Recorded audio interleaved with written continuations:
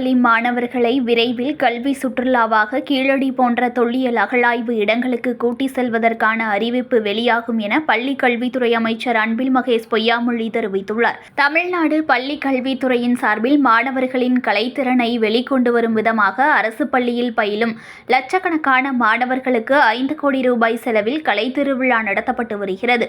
முதலில் மாவட்டந்தோறும் நடத்தப்பட்டு அதில் தேர்ந்தெடுக்கப்பட்ட 282 மாணவர்களுக்கு சென்னையில் செம்மஞ்சேரியில் உள்ள தனியார் கல்லூரியில் 6 நாள் பயிற்சி அளிக்கப்பட்டது. குறிப்பாக ஓவியம், சிற்பம், பரதநாட்டியம், நாட்டுப்புற நடனம், நாடகம், பொம்மலாட்டம் கலைக்கான பயிற்சி அளிக்கப்பட்டு அதில் சிறந்த முறையில் செயல்பட்ட மாணவர்களுக்கு பரிசுகள் வழங்கும் விழா நடைபெற்றது.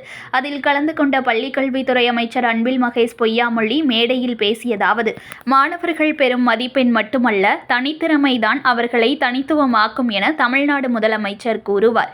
3 வருடங்களுக்கு முன்பு இந்த திட்டம் தொடங்கப்பட்ட போது 34 லட்சம் பேர் கலந்து கொண்டனர். தற்போது 60 லட்சம் பேர் கலைச்சிற்பி திட்டத்தில் பங்கேற்று உள்ளனர். மாற்றுத்திறனாளி மாணவர்களுக்கும் கலை பயிற்சி அளிக்கப்படுகிறது. பரதம், நாடகம், ஓவியம், இசை பயிற்சி கடந்த 16ஆம் தேதியிலிருந்து அளிக்கப்பட்டு வருகிறது. திறமையை வளர்க்க வாய்ப்பும் திறன் மேம்பாட்டு பயிற்சி அளிக்கப்படுகிறது. கலாச்சாரத்தின் மூலமாக பண்பாட்டை வளர்க்கும் திட்டமாக உள்ளது. மாணவர்கள் கலைஞர்களாக மாறியுள்ளனர்.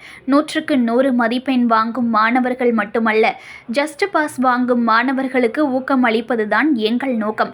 படிப்போடு சேர்ந்து திறமையை மாணவர்கள் வளர்ப்பது அவசியம். நமது பிள்ளைகளை மற்ற பிள்ளைகளோடு பெற்றோர்கள் ஒப்பிட்டு பார்க்கக்கூடாது. அரசு பள்ளி மாணவ மாணவியர்களை கல்வி சுற்றுலாவாக கீழடிக்கு அழைத்துச் செல்வதற்கான முயற்சிகள் விரைவில் மேற்கொள்ளப்படும். நமது மாநிலத்தின் அகழாய்வு தளங்களை இளம் மாணவர்கள் நேரில் பார்ப்பதற்கும் நமது பண்பாட்டை தெரிந்து கொள்வதற்கும் வாய்ப்பாக அரசு பள்ளி மற்றும் அரசு உதவி பெறும் பள்ளி மாணவர்கள் தொல்லியல் தளங்களுக்கு அழைத்து செல்வதற்கான திட்டத்தை விரைவில் முன்னெடுக்க உள்ளோம். அனைவருக்கும் வணக்கம். ஒவ்வொரு ஆண்டும் கலை திருவிழா என்கின்ற பெயரில் மாணவ செல்வங்களுடைய திறமையை கண்டறிய வேண்டும். அதன் மூலம் அவங்களுக்கு நாம் ஊக்கப்படுத்த வேண்டும்.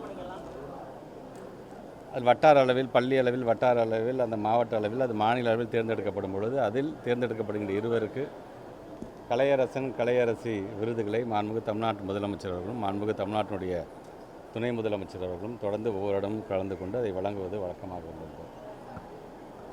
தமிழ்நாட்டுடைய முதலமைச்சர் சொன்னார், ஒவ்வொரு ஆண்டும் அவர் வெற்றி பெற்று அடுத்தடுத்த கட்டத்துக்கு செல்லுகிறார்கள்.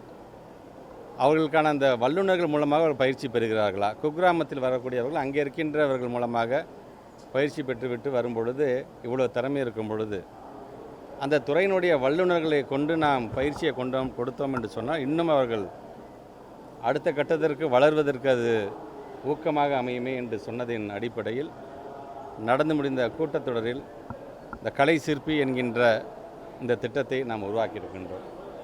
ஏறத்தாழ இதற்காக ஒரு 70 லட்சம் ரூபாய் ஒதுக்கீடு செய்யப்பட்டு ஒவ்வொரு கலையில் இருக்கின்ற ஒவ்வொரு வல்லுநர்களையும் அழைத்து வந்து இந்த 3 ஆண்டுகளில் மாநில அளவில் தேர்ந்தெடுக்கப்பட்டிருக்கின்ற, தேர்வு செய்யப்பட்டிருக்கின்ற, வெற்றி பெற்றிருக்கின்ற மாணவ செல்வங்கள் ஒவ்வொரு பேட்சாக அந்த கலையின் சார்ந்து எந்தெந்த கலையோட வல்லுநர்கள் இருக்கிறார்கள் உடனடியாக அது மூலமாக இது போன்ற பயிற்சிகள் ஒரு இடத்துல தங்க வச்சு ஏறகாத 16ஆம் தேதி ஆரம்பித்து இன்றைக்கி நிறைவு விழாவாக இன்றைக்கு இந்த 21ஆம் தேதி வரைக்கும் பிள்ளைகள் தங்கியிருந்து ஓவியத்தில் யாரெல்லாம் செலக்ட் ஆனாங்களோ அந்த ஓவியம் சார்ந்திருக்கின்ற ஒரு ஆர்ட் டீச்சர் மூலமாக அந்த பிள்ளைகளுக்கு நாங்கள் புதிதாக அந்த பயிற்சியை வழங்கியிருக்கின்றோம். அந்த பிள்ளைங்க சொல்லும்போது நாங்கள் வரைஞ்சி செலக்ட் ஆகிறதுக்கும் இங்கே ஆசிரியர்கள் சொல்லித்தரதுக்குமே நிறைய வித்தியாசம்.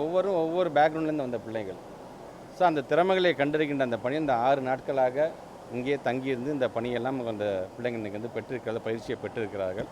ஆக அந்த வல்லுநர்களுக்கும் என்னுடைய நன்றிகளை தெரிவிச்சுக்கிறேன். குறிப்பாக மாணவ செல்வங்களுடைய திறமையை கண்டறிகின்ற அந்த பணியில் உங்களுக்கே தெரியும், நம்முடைய தமிழ்நாட்டு முதலமைச்சர் எந்த அளவுக்கு இந்த ஊக்கம் வழங்கக்கூடியவர் என்று உங்களுக்கே தெரியும். ஏன் சமீபத்தில் கூட பார்த்திங்கன்னா திருச்சி மாவட்டத்தில் சார்ந்திருக்கின்ற ஆதிதிராவிடர் பள்ளியில் சார்ந்திருக்கின்ற ராகினி அப்படிங்கிற ஒரு பெண் வந்து கிளாட் எக்ஸாம் கிளியர் பண்ணி நாக்பூரில் இருக்கின்ற சட்டக்கல்லூரியில் இடம் கிடைத்திருக்கின்றது.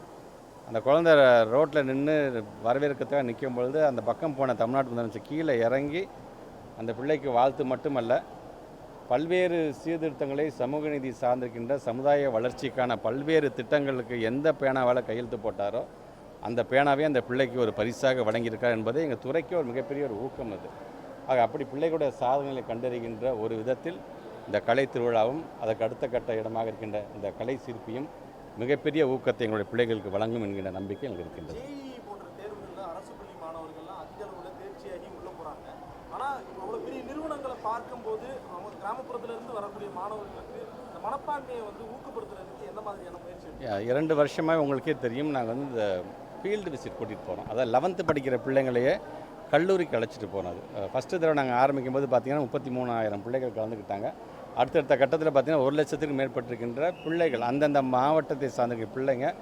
கல்லூரினா என்ன, ஸ்கூல்லே இருக்கிறீங்க, 11th படிக்கும்போதே கல்லூரி விசிட் ஒன்று நிறைய கூட்டிகிட்டு போய் அந்த கலை விசிட் மூலமாக கல்லூரியில் இருக்கின்ற லேப் எப்படி இருக்குது, இங்கே இருக்கின்ற கிளாஸ் ரூம்ஸ் எப்படி இருக்குது, நீங்கள் அங்கே டீச்சர்னு கூப்பிடுவீங்க, இவங்களை நீங்கள் ப்ரொஃபஸர்னு கூப்பிடுவீங்க, இங்கே தனியாக ஒரு ஹெச்ஓடி உங்களுக்கு தனியாக இருப்பார், இங்கே இருக்கின்ற கிரவுண்ட் ஃபெசிலிட்டிஸ்லாம் எப்படி இருக்குது, இப்படி ஒரு கல்லூரிக்கு நாங்கள் அழைத்து போவதை நாங்கள் வழக்கமாக வைத்தோம். ஒவ்வொரு வார்டமும் அதை நாங்கள் செஞ்சுட்ருக்கோம். நாங்கள் அது செய்வதற்கு காரணம் வெறுமனே வந்து வேடிக்கை பார்த்துட்டு போகிறது மட்டும் இல்லை, எப்படியாச்சும் நம்ம இந்த கல்லூரியில் சேர்ந்துடணும் அப்படிங்கிற ஒரு மனப்பான்மை விதிக்கின்ற விதமாகத்தான் அந்த திட்டத்தையும் ஒவ்வொரு ஆண்டும் நாங்கள் செயல்படுத்தி கொண்டிருக்கின்றோம். அது மட்டுமல்ல, நான் முதல்வன் திட்டத்தின் மூலமாக ஒவ்வொரு ஆண்டும் 12th முடிச்சுட்டு பிள்ளைங்க போகும்போது எங்களோட ஹெச்எம்சியை நாங்கள் ட்ரெயின் பண்ணி வச்சுருக்கோம். ஸோ அடுத்தது கட்டமாக அந்த பிள்ளைங்க என்னென்னலாம் படிக்கலாம் என்று அந்த பிள்ளைகளுக்கு அந்த பயிற்சியை வெறுமனே ரிசல்ட் வாங்குறதுக்காக மட்டும், ரிசல்ட் பார்க்குறதுக்கு மட்டும் பிள்ளைங்க அந்த 12th முடிஞ்சதுக்கு மட்டும் ஸ்கூலுக்கு போயிட்டு வராமல் வருகின்ற பிள்ளைங்களை இந்த பயிற்சியை வழங்குகின்ற விதத்திலும் எங்களுடைய ஹெச்எம்சியை நாங்கள் ட்ரெயின் பண்ணி வச்சுருக்கோம்.